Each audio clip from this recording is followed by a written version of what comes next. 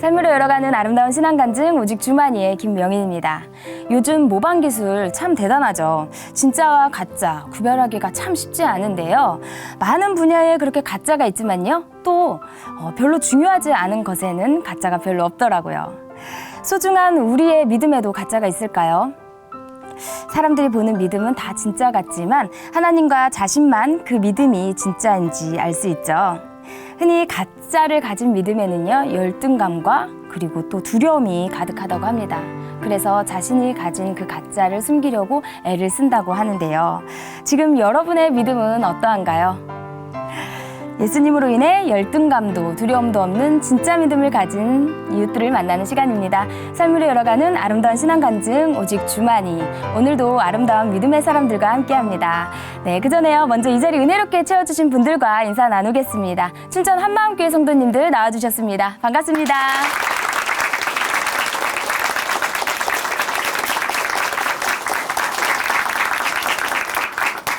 네, 오늘 첫 번째 출연자 만나보겠습니다. 모든 관계의 기본은요, 가정에서부터 시작되죠. 이분은요, 가장 친해야 할 엄마에게 잘 보이려고 애를 썼는데요. 엄마의 그 냉랭한 모습 때문에요, 관계가 서먹서먹해졌고요. 또 열심히 복음을 전하고 말씀으로 교제를 했는데 믿음으로부터 돌아서는 이들 앞에서 허탈감을 느꼈다고 합니다.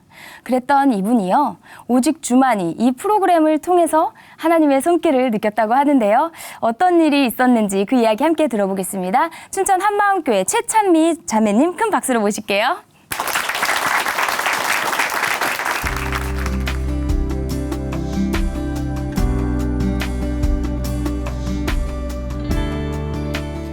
안녕하세요. 춘천 한마음교회 최찬미입니다.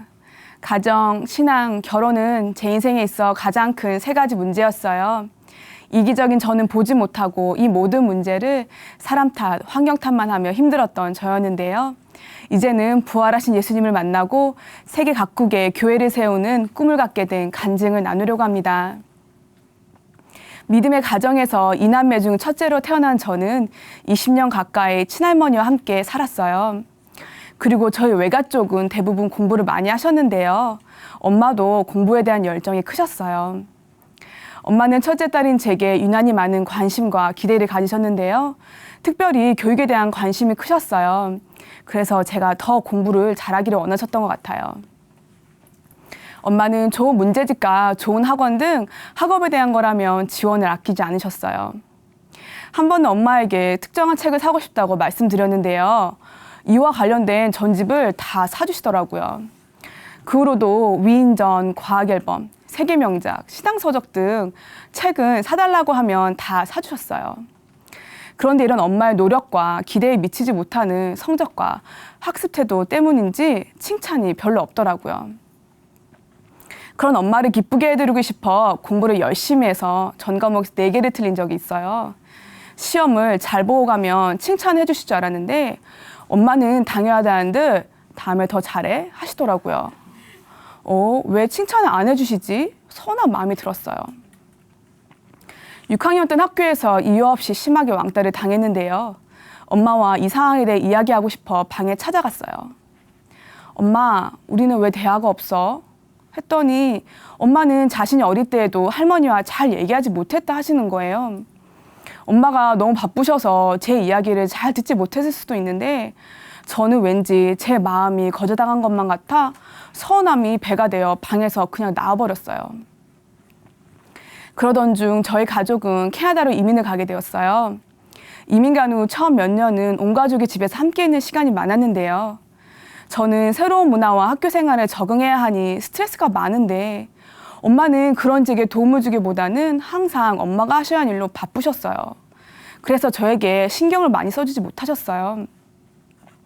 그런데 이 또한 제 마음엔 서운함으로 자리 잡았고 엄마도 분명 새로운 나라 문화에 적응하느라 힘드셨을 텐데 저는 엄마가 자신이 원하는 대로 모든 것을 하시려는 것만 같이 보이더라고요. 내가 뭐 큰 거 원하는 것도 아니고 나 좀 인정해달라는 건데 제 마음을 모르는 엄마를 향한 불평과 불만, 부담은 더 커져만 갔어요. 이런 불편함과 부담감에서 벗어나기 위해 저는 어려서부터 해온 신앙생활에 더 몰두하게 되었는데요. 캐나다에서 공부하던 저는 간호대학을 지원해놓고 미국에 가서 신앙훈련을 받게 되었어요. 더 많은 훈련과 더 많은 신앙생활이 저의 문제들을 해결해 줄 것만 같았어요. 그곳에서 기쁨도 있었고 나름의 만족도 있었어요.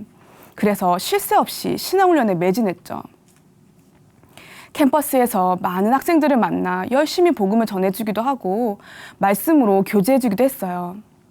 그런데 그 학생들이 졸업을 한 후에 만날 때면 이전에 있던 신앙을 잃거나 교회를 떠나거나 세상과 크게 다르지 않은 모습인 거예요. 이런 학생들을 보며 내가 이렇게 열심히 했는데 왜 안 되는 거야? 뭘 더 해야 하는 거지? 하는 마음이 들었고 실망감이 크더라고요. 그러면서 나름 열심히 전도와 양육을 해보겠다고 했는데 이게 뭐냐 싶더라고요. 이런 마음으로 있는 중 캐나다로 돌아갈 상황이 되었는데요. 아무도 없는 미국까지 와서 이렇게 열심히 했는데 상황이 이러니 정말 답답했어요. 이제 안 되나 보다 하며 그냥 캐나다로 돌아오니 참 많이 허탈하더라고요. 무언가 될 것만 같았는데 아무것도 되지 않는 현실에 저는 또 다른 것을 생각했어요. 바로 어려서부터 생각했던 선교였죠. 선교를 하면 지금 이 상황에서 벗어날 수 있을 것 같아 선교를 준비하게 되었어요. 그러면서 한국에 들어오게 되었는데요. 한국에서 마침 선교에 대해 마음이 맞는 한 형제를 만나게 되었어요. 이 형제면 내가 선교를 가는 데 있어서 괜찮겠다는 생각이 들어 교제한 지 얼마 되지 않아 결혼을 추진하게 되었습니다. 급하게 결혼 준비 또한 진행이 되었는데요. 준비를 하면서 마음이 잘 맞지 않는 거예요. 마음이 맞지 않으니 자주 다투게 되고 신앙도 제가 생각했던 것과 달랐어요. 날이 갈수록 관계가 힘들어지니 내가 다른 것 때문에 선택한 것도 아니고 선교를 위해서 택한 길인데 왜 이렇게 힘든 길을 주신 걸까? 하나님이 원망스럽더라고요. 결국 저는 결혼 준비를 그만두게 되었습니다. 이런 상황까지 오니 정말 비참했어요. 다 끝나버린 것만 같았어요. 여자로서 결혼이라는 것에 참 많이 기대를 했었는데 이렇게 끝나니 허무하더라고요. 저에게 있어서 가정, 신앙, 결혼 이것이 전부였는데 이 모든 것이 제 뜻대로 되지 않으니 다 망해버린 것 같더라고요. 머릿속으로는 기도해야지. 하나님이 어떻게든 해주실 텐데 했지만 기도도 몇 시간씩 우는 것밖에 할 수 없었어요. 마음에 절망만 가득했습니다. 집 밖에 나가기 싫었고 사람들의 말소리도 다 피하고 싶었고 집안에서는 몇 시간씩 울거나 아무 생각 없이 TV를 보며 정신 나간 사람처럼 웃곤 했어요. 이런 생활이 1년 반이 넘어가면서 회전성 어지럼증과 과도한 피로로 생활이 힘들어졌어요. 출근길에 쓰러지거나 응급실에 실려가는 일도 있었어요. 보다 못한 엄마가 캐나다 집으로 돌아오러 가셨어요. 일하던 직장을 정리하고 캐나다로 돌아갔습니다. 하지만 집으로 간다고 해서 이 문제가 해결되진 않더라고요. 이것은 단순히 실연의 아픔으로 힘든 것이 아닌 것만 같았어요. 처음에는 헤어지게 된 원인을 알기 원했습니다. 그런데 결혼의 문제뿐 아니라 제 삶 자체에 무언가 문제가 있는 것 같아 더 답답하고 힘이 들었어요. 마음 깊은 곳에 어떻게 이렇게 다 무너질 수 있나? 무엇이 문제인가? 내가 어쩌다가 이렇게 됐나? 하는 물음들로 너무 괴로웠어요. 그런 저를 하나님은 만지시기 시작하셨습니다. 엄마의 권유로 오직 주만의 영상을 별 생각 없이 보기 시작했는데요. 처음에는 그냥 사람들이 복음으로 배운 내용이구나 했어요. 그런데 관계의 문제라던가 나보다도 더 큰 문제, 그리고 신앙생활을 하면서도 사도행전의 사람들과 같이 변하지 않았던 사람들이 변하는 내용을 보며 무엇이 이 사람들을 변하게 했을까 궁금했어요. 그래서 시애틀에 있던 한마음교회 자매를 만나게 되었습니다. 그 자매를 만나 저는 부활의 복음을 듣게 되었는데요. 이건 뭔가 했어요. 다 아는 말씀이었으니까요. 다만 자매는 특별히 부활을 강조하였고 하나님께서 부활로 예수님이 하나님이시라는 것을 믿을 수 있도록 증거를 주셨다고 했어요. 무슨 말이지? 왜 꼭 부활만이지? 그런데 도대체 이 부활이 뭐길래 제가 영상에서 본 사람들이 저렇게 변하나 싶더라고요. 사도행전에서 보았던 사람들과 같은 믿음의 간증이었기 때문이죠. 막다른 길에 서 있던 저는 진짜 저들이 변화시킨 부활을 파보기로 했습니다. 그래서 교회의 소책자를 유심히 보게 되었는데요. 고린도전서 15장 말씀이 제 눈에 들어왔어요. 이 말씀을 보며 부활이 없으면 믿음이 헛되다고 하는데 저의 믿음은 어디 위에 세워진 건지 고민하게 되었습니다. 그런데 저의 신앙은 감정, 지식, 체험 위에 세워졌었기에 상황과 저의 상태에 따라 흔들렸던 게 깨달아졌어요. 그렇다면 나도 이 부활을 알고 있는데 무엇이 다른지 더 깊이 고민해보게 되었습니다. 그때 말씀으로 교제해주던 자매가 방관자 입장이 아닌 실제 그 시대, 그 장소로 돌아가 제자들의 입장에서 부활을 보라고 하더라고요. 그것이 차이점이라 하면서요.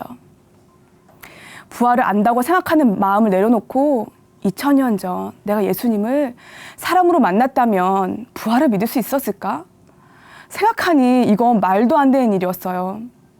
그런데 3주쯤 고민하고 있을 무렵 저에게도 부활이 아는 것이 아니라 실제가 되는 일이 일어났습니다.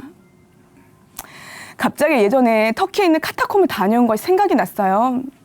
사람이 어떻게 만들었을까 싶은 지하 동굴과 돌산을 파서 만든 집들이 분명 있었어요. 햇빛도 들지 않고 미로 같은 이곳에서 산 사람들은 분명 부활하신 예수님을 보았기에 이런 악조건과 위협 가운데서도 흔들림 없이 살았던 거예요. 그리고 카타콤과 같이 고칠 수도 없고 해결할 수도 없는 문제와 환경 앞에서 승리했다고 말하는 간증자들 또한 부활하신 예수님이 삶 가운데 실제가 되었고 믿었기 때문인 것이 알아졌습니다. 이 세상에서 죽었다가 살아나 영원히 산 사람은 없는데 예수님은 죽고 부활해서 하나님이심을 증명하셨구나. 그걸 제자들이 진짜 받구나가 선명해졌어요. 부활하신 예수님이 진짜 하나님이시라는 것, 그리고 이분이 지금 살아계시다는 것도 선명해졌어요. 살아계신 주님 앞에 서게 되니 저는 저의 실상을 보게 되었는데요. 그분 앞에서 저의 삶 전체는 나 외에 어떤 것도, 그것이 사람이든 하물며 하나님이든 상관없는 이기적인 삶 그 자체였어요. 저는 삶의 모든 문제에 대한 핑계를 엄마와 상황과 환경에 두고 있었어요. 그래서 항상 저의 삶이 힘들었던 거였어요. 내가 아무리 열심히 해도 마음대로 되지 않았던 결과들, 그것이 신앙이든 결혼이든 모든 것을 제 중심으로, 제 관점으로 제 마음대로 제가 주인되어 판단하고 결정했던 것이었어요. 그런데 부활하신 주님 앞에 서게 되니 이게 얼마나 악랄한 중심인지 보게 되었습니다. 단순히 사람들 앞에서 인정받고 사랑받고 만족하는 그런 것을 추구한 것이 아니라 모든 것을 다 주시고 다 이루신 하나님 앞에서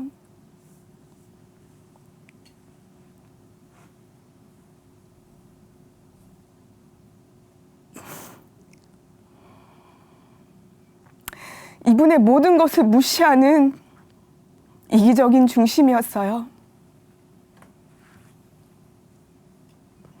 로마서 14장에 전능자가 죽고 부활하신 이유는 내 마음의 주인이 되고자 하셨던 것인데 나는 이분을 무시하고 여전히 내가 주인되어 이분을 믿지 않고 있었어요. 아무리 엄마의 관계가 회복된다고 해서 삶이 나아지는 것이 아니었어요. 원하는 만큼 신앙훈련을 해도 삶이 만족스러워지는 것이 아니었어요. 마음에 들고 나를 만족시켜준 남자를 만난다고 해도 삶이 풍족해지는 것이 아니었어요. 설령 이것들로 삶이 충족될지라도 근본이 해결된 것이 아니기 때문에 또 다른 문제가 오면 그 문제를 해결하려고 애쓰다 죽을 수밖에 없었을 거예요. 그런데 전능자가 이 땅에 오셨다 가시면서 주신 복음의 능력은 하나하나 무언가 해결해가는 것이 아니라 내 마음의 주인이 나에서 예수님으로 바뀜으로 삶의 모든 문제가 단번에 해결될 수밖에 없는 것이었어요. 이것이 알아지니 카타콤의 사람들도 영상으로 보았던 간증자들의 삶도 그들이 어떤 문제를 가지고 어떤 상황에 처해 있던 상관없이 기쁘게 살 수 있었던 것이었어요. 그들의 삶의 주인이 부활하신 예수님이셨기 때문이더라고요. 부활로 저에게도 제 인생의 주인이 확실해지니 그제야 진정 예수님을 믿지 않았던 죄를 회개하고 예수님을 제 인생의 참 주인으로 참 하나님으로 모셔드렸습니다. 부활의 주님 앞에 전 인격적인 굴복 후 저의 간증을 교회에서 함께 나눌 기회가 있었는데요. 그동안의 저의 삶과 마음을 오픈하게 되자 엄마와 비로소 소통을 할 수 있게 되었어요. 엄마가 어떤 삶을 살았었고 어떤 마음 가운데 있었는지도 알 수 있게 되었는데요. 엄마는 20년 동안 시어머니를 모셨는데 할머니는 손자인 동생을 더 예뻐하셨기에 딸인 제게는 엄마가 애정 표현하는 것을 달가워하지 않으셨던 것 같아요. 그래서 엄마는 잘 표현하지 못하셨고요. 이런 이야기를 들으며 예전에 있었던 일이 생각나더라고요. 아주 어릴 때 엄마가 새 옷을 사오셨는데 할머니 앞에서 입혀보지 못하니 저를 옆집으로 몰래 불러내어 입혀보셨어요. 그리고는 예쁘다고 하시며 다시 가방에 몰래 숨겨 집에 들어왔던 적이 있었거든요. 그게 엄마의 진심이었는데 저는 그런 엄마의 진심보다는 당장에 나를 인정해주지도 않고 표현해주지 않는 것에만 집중했더라고요. 표현하지 않아도 엄마는 항상 어떤 상황에서도 나를 사랑하고 계신 거였는데 그 마음을 몰랐었어요. 얼마나 죄송하던지요. 몸도 약하셨던 엄마가 맞벌이를 하셨기에 집에 오면 함께하고 싶은 마음과는 달리 피곤함으로 자리를 피하게 됐었던 거였어요. 그리고 결혼 준비를 하고 있을 때 엄마는 캐나다에 계셨는데요. 그곳에서 제가 헤어졌다는 소식을 듣고 많이 힘드셨을 텐데 저는 저의 아픔과 괴로움이 더 크다 보니 엄마의 마음을 헤아리지 못하고 오히려 엄마의 위로와 마음을 거부했었더라고요. 이뿐 아니라 삶에서 크고 작은 일이 있을 때마다 묵묵히 뒷감당을 하셨을 엄마에게 참 감사한 마음입니다. 엄마와 이야기를 하며 진정으로 엄마를 이해하게 되고 저 또한 예수님을 믿기 전 품었었던 엄마에 대한 마음들을 진심으로 사과드렸어요. 제 중심에 예수님을 믿지 않아 제가 주인되어 하나님께 범죄하였고 부모님께 잘못했다고 말씀드렸어요. 이제는 주님의 말씀에 순종함으로 공경하고 사랑하겠다고요. 예수님이 주인이 되시니 엄마와 이런 문제는 물론이고 삶의 모든 문제가 더 이상 문제가 되지 않았어요. 전능자가 이 땅에 오셨다 가셨기에 제가 원하는 모든 것은 이미 이루어졌고 이제는 제게 사명만 남았다는 것을 말씀을 통해 알게 되었거든요.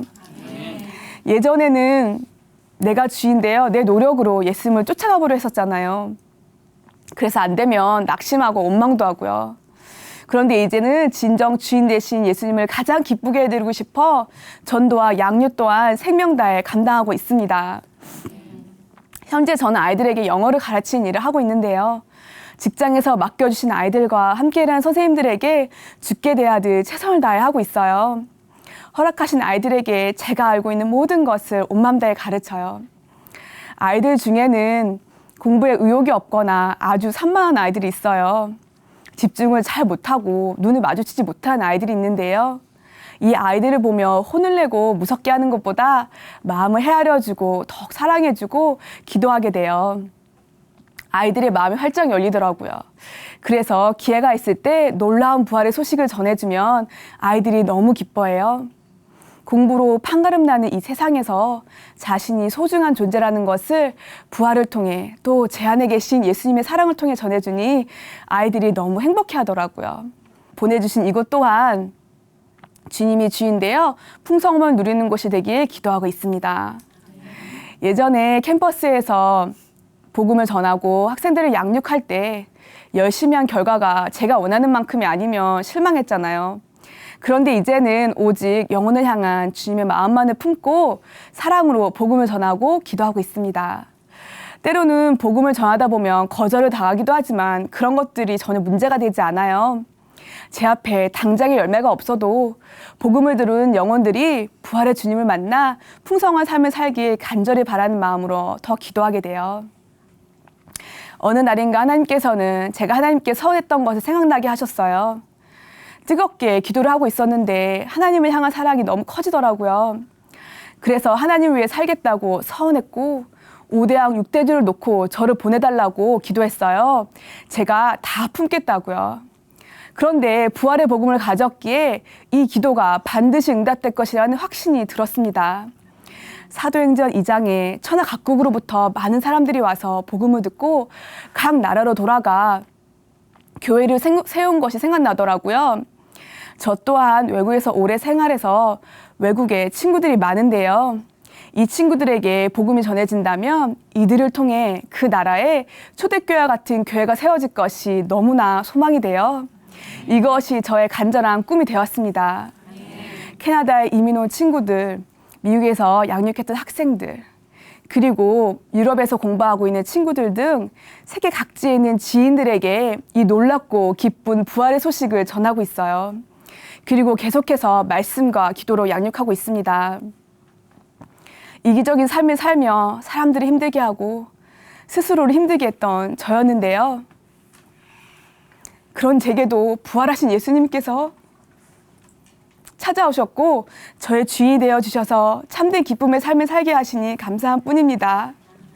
이제는 오직 가슴에 품게 하신 주님의 꿈을 안고 생명다의 열방을 향해 달리는 멋진 사명자의 삶을 살겠습니다. 감사합니다.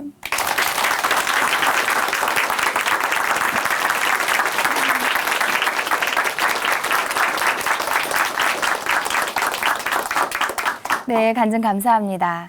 흔히 사업을 하시는 분들은 큰 그림을 볼 줄 알아야 한다고 말씀하시는데요. 내 관점, 내 관심사, 나를 중심으로 하다 보면 정말 실제를 제대로 파악하기 어렵기 때문입니다. 믿음도 마찬가지인 것 같은데요. 나를 중심으로 시작한 신앙생활은요, 제자리 걸음이 되거나 또 넘어지게 되죠. 하지만 내가 아닌 예수님의 관점으로 바뀌는 순간 우리의 삶은 변하게 됩니다. 예수님이 주인이 되는 삶, 이것이 오늘 우리에게 꼭 필요한 것임을 깨닫게 해주는 간증이었습니다. 네, 하나님 아버지의 마음을 품고 열방을 위해 기도하는 자매님의 그 기도 우리도 함께 응원하겠습니다. 다시 한번 큰 박수 보내드릴게요.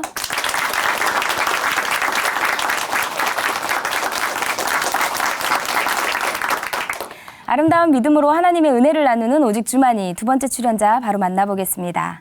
이번에 나오실 분은요, 스스로를 단무지라고 말씀하시는데요. 성격 단순하고요. 또 뒤돌아볼 줄 모르는 무모함과 또 자기밖에 생각 못하는 이기심에 거기다 힘까지 셌다고 하니 주변 사람들이 좀 힘들어했을 것 같은데요. 이랬던 이분이요. 다른 사람을 배려하고 또 돌아볼 줄 아는 사람으로 변했다고 합니다. 대체 어떤 일이 있었던 건지 함께 만나보겠습니다. 춘천 한마음교회 김재하 형제님 큰 박수로 모실게요.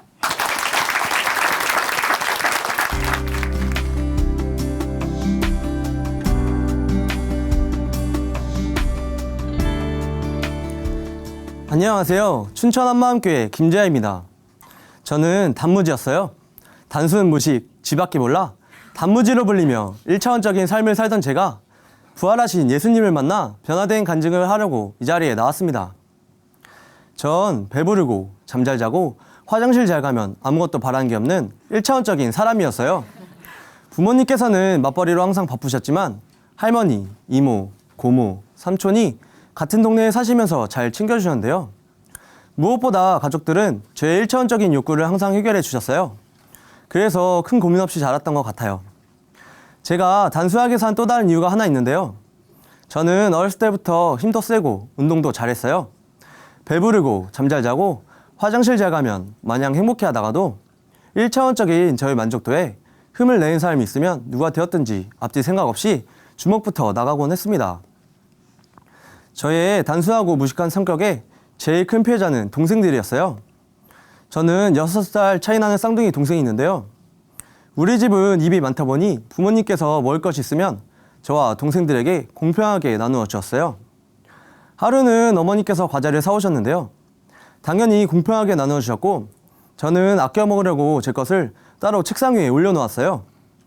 다음날 집에 있는 과자를 먹을 생각에 신라 주머니를 돌리며 신나게 집으로 왔는데 책상 위에 과자가 없는 거예요. 저는 바로 직감했죠. TV를 보고 있던 동생들에게 무작정 내 과자 어딨어? 하며 때렸어요. 그때 동생들은 4, 5살이었는데요. 전 내 과자가 없어졌다는 생각 외에는 아무 생각도 들지 않았습니다. 그 외에도 급한데 화장실에서 늦게 나왔다고, 물을 대령하지 않았다고, 잠자는데 시끄럽게 싸워서 깨웠다고 365일 중에 365일 때렸어요. 성인이 되어서도 저는 저밖에 몰랐어요. 아버지께서 심부름을 시키면 저는 귀찮아서 그냥 무시했어요. 하루는 무더운 여름날 아버지께서 카센터에 가서 차 좀 맡기고 오라고 전화를 하셨는데요. 저는 귀찮아서 가기 싫어지더라고요. 그래서 왜? 싫어. 다음에 갈래. 하고 전화를 끊어버렸어요. 그리고 계속 전화가 오길래 전원을 아예 꺼버렸습니다. 그런데 제가 필요할 땐 사정이 좀 달라졌어요. 우리 어머니는 간호사이신데요. 하루는 밤새 근무를 하고 돌아와 주무시고 계셨어요. 그런데 아침밥이 먹고 싶은 거예요. 그래서 주무신 지 1시간도 안 된 어머니를 흔들어 깨우며 엄마 배고파 밥 줘 계속 졸랐어요. 결국 어머니께서는 아침밥을 차리고 나서야 주무실 수 있으셨어요. 제가 매번 그래서인지 모르겠지만 어머니께서는 점점 퇴근을 늦게 하시더니 제가 출근한 후에 들어오곤 하셨습니다. 이렇게 단순하고 무식한 생각 때문에 인생의 중요한 일도 아무 생각 없이 결정했고 봉변도 참 많이 당했어요. 21살 때 일인데요. 하루는 친구가 오더니 야 해병대 갈래? 하더라고요. 저는 아무 생각 없이 그래 대답하고 바로 친구와 함께 시험을 보러 갔어요. 얼마 후에 결과가 나왔는데 저는 붙고 친구는 떨어진 거예요. 뭐지? 하는데 입대 날짜가 나왔어요. 친구가 너 먼저 들어가 있어. 난 제 시험 보고 바로 할게. 얘기하길래 전 날짜에 맞춰 입대했습니다. 그런데 그때까지만 해도 해병대가 어떤 곳인지 전혀 몰랐어요. 군대는 다 똑같은 줄 알았는데 자대 배치를 받고 첫날부터 알았으면 진짜 안 왔을 텐데 도대체 앞이 안 보이더라고요. 그래서 친구한테 시간 날 때마다 전화해서 야 붙었어? 어떻게 됐어? 계속 물어봤어요. 그런데 어느 날 나 또 떨어졌다. 그냥 육군 갈게.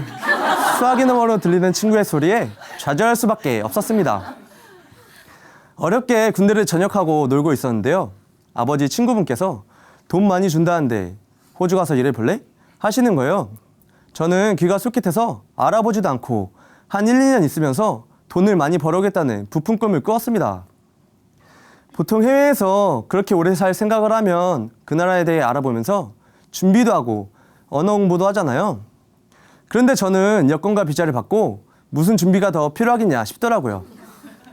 그래도 호주에서 영어를 쓴다는 것 정도는 알고 있었어요. 당시 제가 아는 영어가 안녕하세요, 하이, 잘가, 바이, 잘자, 굿나잇, 그리고 화장실이 어디예요? Where is toilet? 이게 전부였는데요. 다른 건 몰라도 제가 화장실은 못 참잖아요. 이 정도만 알면 만반의 준비를 끝났다고 생각하고 비행기에 몸을 실었습니다. 그렇게 간 호주는 들었던 것과 너무나 달랐어요. 일도 많이 없고 돈도 많이 주지 않더라고요. 그리고 영어를 못하니 완전 멘붕이었습니다. 하루는 일하던 중에 제 몸의 2배가 되는 백인이 와서 컴온 버디 하며 저를 데리고 가더라고요. 뭐라고 하길래 전 상황 파악 못하고 웃으면서 예스 했는데요. 그런데 갑자기 몸에 있는 문신을 보여주면서 금방이라도 달려들려고 하는 거예요. 무슨 영문인가 싶을 때 옆에 있던 형이 달려와 겨우 살려줬어요. 나중에 알고 보니 그 베개는 저한테 와서 자기 시멘트를 썼냐고 물어보는 거였는데요. 그런데 제가 자꾸 웃으면서 예스 하니까 엄청 열받았던 거예요. 죽다 살아났습니다. 어쨌든 제대로 알아보지 않고 단순하고 무식하게 출발했던 저는 3개월 만에 번 돈을 기념품 사는데 다 쓰고 한국으로 돌아오게 되었습니다. 한국으로 돌아와서 저는 일자리를 수없이 바꿨어요. 배달, 현금 수송, 발레 파킹, 택배, 독서실 인테리어 이렇게 종류별로 옮겨왔는데 다 1년을 못 버텼습니다. 나는 무슨 일을 하는지, 이 회사는 왜 나를 뽑았는지 알아보지도 않고 아무 준비 없이 들어가서 불편한 게 있을 때마다 바로 그만뒀어요.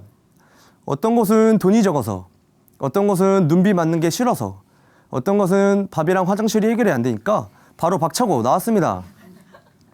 사실 제가 당장 빠지면 안 되는 것도 많았는데요. 회사 사정보다 제가 불편한 게 제일 컸어요. 그걸 참고 다닐 이유가 없다는 생각에 갑자기 연락도 없이 안 나갔는데요. 그런데도 전 월급날이 되면 연락해서 제 월급 언제 주냐고 했고 제가 일한 만큼 돈을 다 받았습니다. 제가 자동차 게임을 좋아하는데요. 그래서인지 운전하는 것도 좋아했고 게임처럼 빨리 달리는 것을 너무 좋아했어요. 하루는 제 차에 친구가 탔는데 다 초록불이고 차들이 없길래 저는 평소대로 시속 170km를 밟으며 신나게 달렸어요. 새벽 1시 강남 한복판이었는데요. 친구가 불안해서 머리에 손잡이를 잡으며 천천히 가라고 소리를 지르는 거예요. 그런데 그 모습이 너무 재밌어서 웃으며 1차선에서 4차선으로, 4차선에서 1차선으로 더 험하게 달렸습니다. 그러다가 어쩔 수 없이 신호에 걸리면서 차를 멈췄는데요. 평소 놀이기구도 못하는 그 친구의 얼굴은 사색이 되어 있었고요. 저한테 온갖 욕을 퍼부으며 다시는 제 차를 안 탄다고 화 잔뜩 나서 집으로 돌아갔습니다. 어느 날 친한 동생이 우리 교회 가볼래? 하는 거예요. 당연히 이번에도 아무 생각 없이 그래? 하고 따라갔어요. 그런데 점점 산속으로 들어가면서 무슨 교회가 시골 촌구석에 그것도 단층으로 되어 있는 거예요. 알고 보니 소를 키우던 곳을 교회로 사용하고 있다고 하더라고요. 이런 곳이 어떻게 교회가 될 수 있지? 생각하며 안으로 들어갔는데 겉모습과는 달리 사람들이 너무 많아 통로까지 꽉 차 있었어요. 그 모습이 신기해서 또다시 갔는데요. 두 번째 갔을 때는 거기 계신 분들의 모습이 보이더라고요. 무더운 여름날 덥다고 짜증내는 저와 달리 그분들은 기쁘게 말씀을 듣고 모여서 교제하는 모습이 너무 밝아 보였어요. 생각이 없던 저도 여기 모인 사람들과 나는 도대체 뭐가 다른가? 나도 변하고 싶다. 이런 생각에 바로 이 교회에 등록을 하게 되었습니다. 예배가 끝나고 같은 동네에 사는 한 형을 소개받았어요. 주중에 동네에서 그 형을 다시 만나는데 예수님을 어떻게 하나님으로 믿을 수 있니? 이렇게 물어보시더라고요. 그러면서 예수님께서 부활하셨기 때문에 이분을 바로 하나님으로 믿을 수 있어 말씀하셨어요. 예수님이 죽고 부활하신 거? 당연히 나도 알지. 그런데 부활로 예수님을 하나님으로 믿을 수 있다고? 말문이 탁 막혔어요. 그 형은 이런 저에게 복음을 전해주셨습니다. 집에 돌아와 방에 누워있는데 예수님께서 부활하셨기 때문에 이분을 바로 하나님으로 믿을 수 있어 했던 말이 떠나지 않는 거예요. 갑자기 아까 들었던 말씀 한 구절이 생각나 집에 있던 성경책을 찾아보았습니다. 내가 받은 것을 먼저 너희에게 전하였노니 이는 성경대로 그리스도께서 우리 죄를 위하여 죽으시고 장사 지는 바 되었다가 성경대로 사흘 만에 다시 살아나사. 그 순간 형에게 들었던 복음이 하나로 맞춰지는 것 같았어요.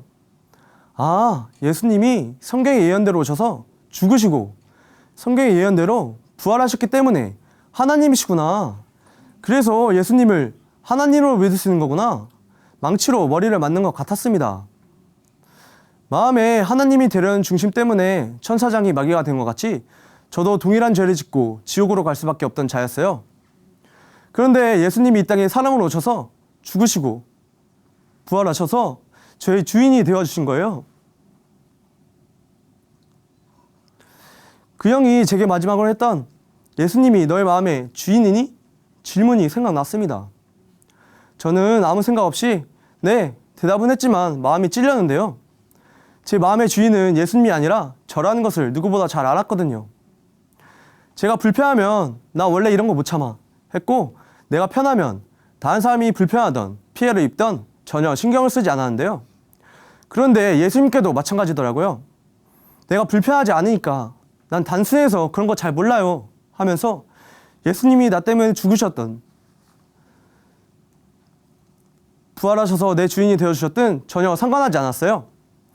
이렇게 단순하다는 것을 방패 삼아 주인 되어주신 예수님과 상관없이 마음대로 움직이던 제가 보였습니다. 저는 지옥에 가도 마땅한 죄인이었어요. 그럼에도 불구하고 매일매일 저의 마음을 두드리고 계시는 부활하신 예수님이 보였습니다. 저는 예수님 믿지 않던 죄를 회개할 수밖에 없었어요. 그리고 예수님을 제 마음의 주인으로 모셔드렸습니다. 사실 목사님께서 이 땅에서 천국의 삶을 사시기 원합니다 라고 말씀하실 때마다 저는 무슨 말인지 몰랐어요. 그런데 예수님을 제 마음의 주인으로 모시니 너무너무 기쁘다 못해 춤과 흥이 저절로 나왔어요. 제 안에 있던 모든 문제가 해결되니 마음이 홀가분해져서 기쁨과 평강이 임했고 오직 예수님만 찾게 되었습니다. 흥분이 가라앉지 않았는데 어머니가 보였어요. 그래서 갑자기 어머니 앞에 앉아서 복음을 전해드리고 26년 만에 처음으로 진지하고 솔직하게 말씀으로 교제를 나누었습니다. 복음을 증거했다니 하나님의 마음이 보였어요. 예수님을 주인으로 믿지 않아 힘들어하는 가족들이 너무 안타깝더라고요. 그래서 매일 가족들 한 명 한 명 복음을 전할 마음을 먹고 진심으로 사과하며 복음을 전했어요. 그리고 쌍둥이 동생들에게는 무릎을 꿇고 그동안 내가 주인 돼서 너희를 때리고 욕하고 막 시켰는데 이제는 내 마음의 주인이 예수님이시니까 그렇게 할 수가 없어. 너희한테 했던 모든 잘못들을 용서해 줄래? 하며 용서를 구했습니다. 그랬더니 남동생은 지금까지 살면서 오늘이 가장 멋진 형의 모습이었어 하면서 용서해 주었고 복음을 잘 들어주었습니다. 저는 몸이 귀찮으면 항상 아버지의 신분을 무시하고 어머니는 피곤하시던 말던 계속 밥을 달라고 졸라는데요. 이젠 아침도 제가 알아서 잘 챙겨 먹고요.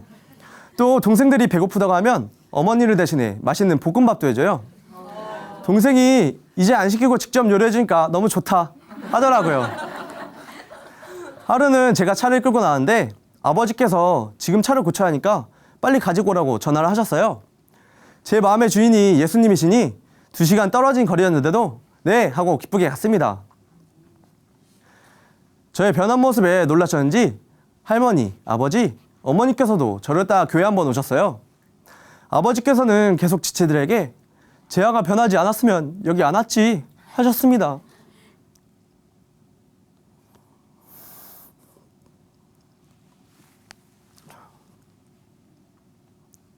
저의 소원은 2가지인데요. 우리 가족이 한자리에 앉아서 복음으로 교제하는 것과 또 우리 가족이 전부 다 영원한 천국에서 영원한 삶을 누리는 거예요.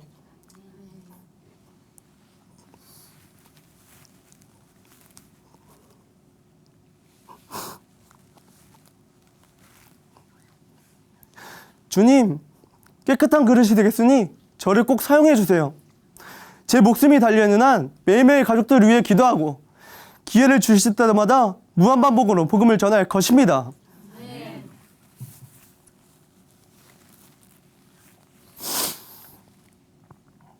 또 제가 지금까지 직장도 제 마음대로 시작했다가 제 마음대로 그만두곤 했는데요. 이제는 절대 제 마음대로 움직이지 않아요. 나의 주인 되어주신 예수님께서 가라고 하시면 가고 멈추라고 하시면 멈춥니다. 저는 지금 큰 병원에서 시설을 관리하는 일을 맡고 있는데요. 아무리 힘들어도 하나님께서 그만두라 하기 전까지 지금 다닌 직장에 충성하겠다고 일꾼에게 얘기했어요. 그랬더니 이제 진짜 지혜로운 사람이 된 것 같다고 하면서 너무 좋아하시더라고요. 지혜와 지식의 모든 보화를 갖고 계신 예수님께서 저의 머리가 되시니 제가 지혜로운 사람이 되었습니다. 그리고 이제는 어떻게 하면 같이 일하는 분들이 조금이라도 편하게 일할 수 있을까? 어떻게 하면 이분들이 부활의 복음을 듣고 살아날 수 있을까? 이런 고민을 하니까 저의 불편함과 상관없이 최대한 도와드리려고 제 몸이 움직이고 있더라고요. 몸이 불편해도 조금 피곤해도 하나님께서 새 힘을 주시니 매일 기쁘게 일하며 복음을 전할 수 있었습니다.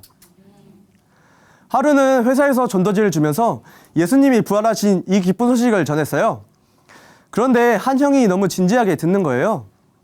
그래서 저는 영화 패션 오브 크라이스트에서 예수님이 고난받는 영상을 보여주었어요. 예수님께서 돌아가시는 장면을 보면서 진짜 죽었다가 다시 살아난 거야? 묻길래 그래요. 예수님이 진짜 다시 살아나셨다니까요? 하면서 또 부활을 전했습니다. 형에게 복음을 전해준 그날 작은 교회 식구들과 함께 하나님께서 형을 살려주시길 간절히 기도했습니다. 하나님께서는 계속 복음을 전할 기회를 주시는데요. 공동체와 함께 드린 기도가 반드시 응답될 것이라고 믿습니다. 예전에는 나만 좋으면 스피드를 즐기며 운전을 했었는데요. 이제 저희 운전은 예수님 앞에 순환 어린양처럼 아주 부드러운 모습이 되었습니다. 우리 자은교회는 직장인이 많다 보니 다 모이면 저녁 9시가 넘는데요. 늦은 시간에 작은 예배가 늦게 끝나면 지체들 집 앞까지 부드럽고 안전하게 모셔다 드리는 주님의 기사로 충성하고 있습니다. 아무리 멀어도 날씨가 나쁘고 피곤해도 지체들이 있는 곳이라면 어디든지 모셔다 드려요.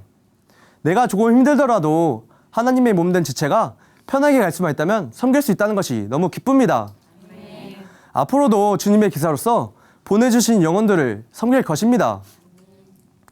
작년에 우리 교회가 이사를 가게 되면서 공사며 청소며 일할 사람이 참 많이 필요했어요. 저는 당시 타일 시공 일을 하고 있었는데요. 주체들과 얘기를 하다가 교회에서 타일 시공할 사람이 필요하단 말을 들었어요. 아, 하나님께서 나에게도 교회 공동체를 섬길 수 있는 기회를 주셨구나. 단순하고 심플하게 함께하기로 했습니다. 한 달 동안 작업을 하면서 사실 잠 못 자고 쉬지 못하고 힘들게 일해서 몸은 천근만근인데 마음이 너무 기쁜 거예요. 쉬고 싶다가도 서로를 배려하며 일하는 모습을 보면서 마음을 다시 잡게 되었고 공동체와 함께 기쁜 마음으로 일하게 되었어요. 더 이상 몸이 불편한 것은 저에게 아무런 문제가 되지 않았습니다. 저밖에 모르던 제가 공동체와 함께 하다 보니 어느샌가 나보다 공동체를 더 생각하는 사람이 되어 있었습니다. 저는 예수 믿기 전에는 잘 먹고 잘 자고 화장실 잘 가는 게 전부였던 1차원적인 단무지였는데요. 그런데 이제는 부활하신 예수님밖에 모르는 사명자가 되었습니다. 오직 주를 위해 영혼들에게 복음을 전하고 제자를 삼는 사명이 제 인생의 목적이에요. 한번 사는 인생 제 모든 것을 예수님을 자랑하는 데만 투자하겠습니다. 감사합니다.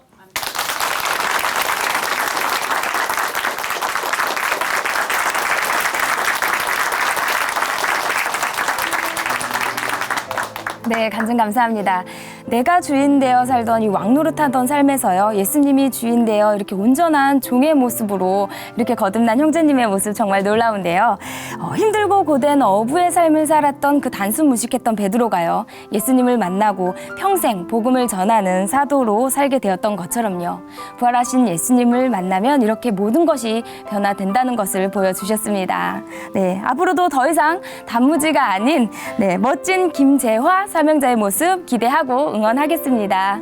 감사합니다. 네, 하나님으로 인해 변한 삶의 고백이 있는 간증 프로그램 오직 주만이, 오늘은 여기까지입니다. 지금까지 함께해 주신 춘천 한마음교회 성도님들 그리고 시청자 여러분 감사드립니다. 오늘도요, 이 시간 찬양으로 마무리하겠습니다. 찬양해 주실 분은요, 허진아 자매님이고요. 함께할 찬양은 You Raise Me Up입니다. 오늘도 오직 예수님께서 주신 능력으로 승리하는 하루 보내세요. 감사합니다.